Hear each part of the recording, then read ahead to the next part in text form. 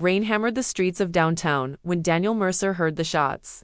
He'd just closed his bookstore, collar turned against the downpour, when 3 sharp cracks split the night. Instinct dropped him behind a parked sedan. Across the alley, 2 officers, Reyes and Cho, were pinned behind a cruiser, gunfire sparking off the hood. A suspect, wild-eyed and armed, fired from a shattered warehouse doorway. Daniel's pulse roared. He wasn't a hero, just a quiet man who shelved novels and made terrible coffee. But he knew that building. He'd restored its windows last year. He spotted it instantly. A rusted fire escape, dangling just above the officer's position. If they could reach it, they could flank the shooter. But to get there, they'd have to cross 10 feet of open alley, suicide in the crossfire. Daniel didn't think. He ran to his store, yanked open the back door, and grabbed the loudest thing he owned.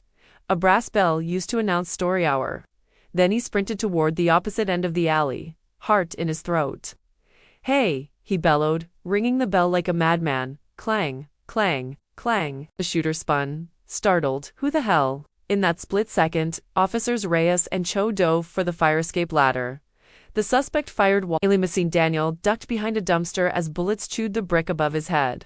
He kept ringing the bell, shouting nonsense, "Police, back doors open, move." The distraction worked. Reyes scaled the ladder, drew her sidearm, and took the shot that ended the standoff. Silence, except for the rain. Minutes later, Cho found Daniel shaking behind the dumpster. "You just saved our lives," she said, voice raw. Daniel handed her the bell. "I just rang a bell." At the precinct, the chief called him a civilian hero. Reporters asked for interviews. Daniel declined them all. But he did accept one thing: a framed commendation, hanging now beside his bookstore's staff picks shelf.